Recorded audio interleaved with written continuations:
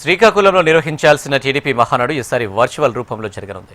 ఖర్చులను తగ్గిస్తూ ప్రస్తుత ఆర్థిక పరిస్థితులను దృష్టిలో పెట్టుకుని ఈ నిర్ణయం తీసుకున్నామని శ్రీకాకుళం ఎమ్మెల్యే గోండు శంకర్ తెలిపారు.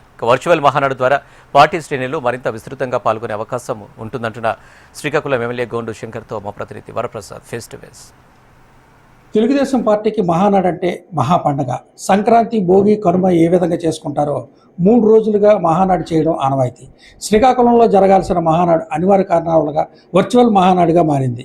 ఈ నేపథ్యంలో వర్చువల్ మహానాడు శ్రీకాకుళం నియోజకవర్గంలో ఎన్ని కష్టాల్లో నిర్వహిస్తున్నారు, ఎటువంటి ఏర్పాట్లు చేస్తున్నారు, ఈ నిర్వహణలోని ఈయన మన శ్రీకాకుళం ఎమ్మెల్యే గొండు శంకర్ గారి పాత్ర ఏమిటి అన్న అంశాన్ని ఒకసారి ఆయనతో అడిగి తెలుసుకునే ప్రయత్నం చేద్దాం. సార్, ఈ మహానాడుని వర్చువల్ మహానాడుగా చేస్తున్నారు, కారణం పొదుపులో చర్యలో భాగంగా అని చెప్పేసి చెప్తున్నారు జాతీయ అధ్యక్షులు చంద్రబాబు నాయుడు గారు. దీనిపై మీరు ఈ క్లస్టర్లో ఎన్ని క్లస్టర్లను నిర్వహిస్తున్నారు, పొదుపు చర్యలో భాగంగా ఏ విధంగా దీన్ని చక్కగా నిర్వహించడానికి అలనాడు మహానాడు ఏ విధంగా నిర్వహిస్తున్నారు, ఇక్కడ అదే విధంగా నిర్వహిస్తున్నారా లేదా చదివండి.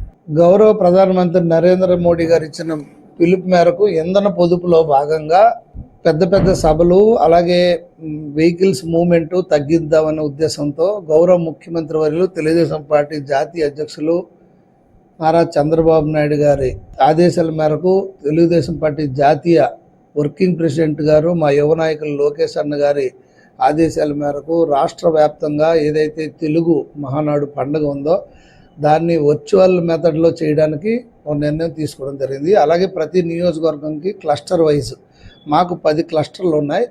10 క్లస్టర్లో 10 దగ్గరలో కనీసం 300 మంది ప్రతినిధులు వచ్చే విధంగా అక్కడ స్క్రీన్లు ఏర్పాటు చేసి, సౌండ్ సిస్టము, అక్కడ భోజన వసతి 2 రోజులు ఏర్పాటు చేసి, అక్కడ నుండి డైరెక్ట్ లైవ్ ఏదైతే తీర్మానాలు అన్నీ ఉన్నాయో అవన్నీ కార్యక్రమాలు లైవ్లో చూసే విధంగా ఈ ఏర్పాట్లు చేయడం జరిగింది. సో దీనివల్ల చాలా వరకు ఇంతకుముందు అయితే బస్సులు అవన్నీ వేసుకొని వెళ్ళడం జరిగేది. సో అవన్నీ ఇప్పుడు మనకి సేవ్ అయ్యే పరిస్థితి ఉంది. ఇక్కడ అట్ ద సేమ్ టైం మేము గతంలో ఈ పాలసీ మనం కరోనా టైంలో కూడా ఎలాగే ఆన్లైన్లో జరిగింది, కానీ దానికంటే ఇంకా మెరుగైన పద్ధతుల్లో క్లస్టర్ వైజ్ పెట్టాం.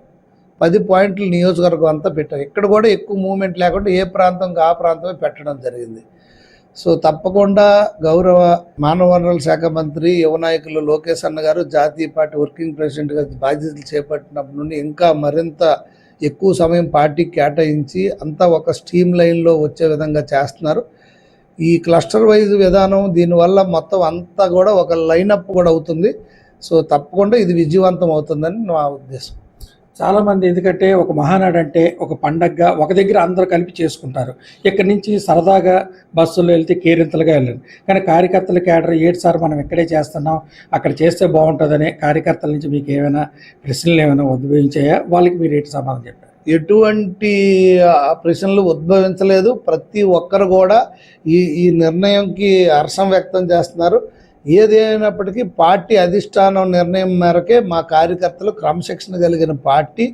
ఎప్పుడు కూడా జాతీయ పార్టీ అధ్యక్షులు కానీ ఇప్పుడు లోకేష్ అన్న గారు కానీ ఏ నిర్ణయం తీసుకుంటే ఆ నిర్ణయంకే మేము కట్టుబడి ఉంటాం.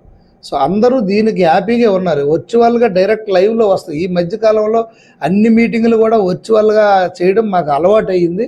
దాంట్లో భాగంగా ఈ సంవత్సరంకి ఇది ఎల్లకాలము ఇది కాదు, ఈ సంవత్సరం ఈ నిర్ణయం తీసుకున్నాం. మళ్ళీ అన్నీ సర్దుకుంటే నెక్స్ట్ ఇయర్ ఇంకా అంగరంగ వైభవంగా చేస్తాం.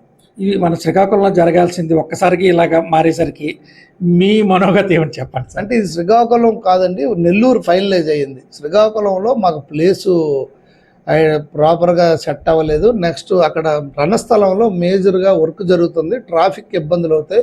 ఫ్యూచర్లో మళ్ళీ ఆ 3 రోజులు మళ్ళీ ఇబ్బంది కలగకూడదనే ఉద్దేశంతో ఇప్పుడు అది నెల్లూరుకు మార్చారు.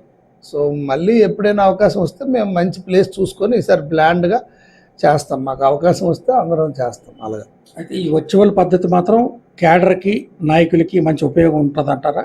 తప్పకుండా అనుసంధానమే. ఇది క్లస్టర్ వైజ్ డివైడ్ చేసాం. 300 మంది ప్రతినిధులు కూర్చుంటారు ఒక్కొక్క ప్లేస్లో, అందరూ లైవ్లో చూస్తారు. ఇది ఇంకా క్లోజ్డ్గా మానిటరింగ్ అవుతుంది అనేది మా యొక్క ఉద్దేశం. ఎనీ టైం అక్కడ నుండి మాకు ఇన్స్ట్రక్షన్లు వస్తాయి, మాట్లాడవచ్చు. ఎక్కడి నుండి అడిగితే లైవ్లో మాట్లాడే విధంగా కూడా సెట్ చేసుకున్నాం.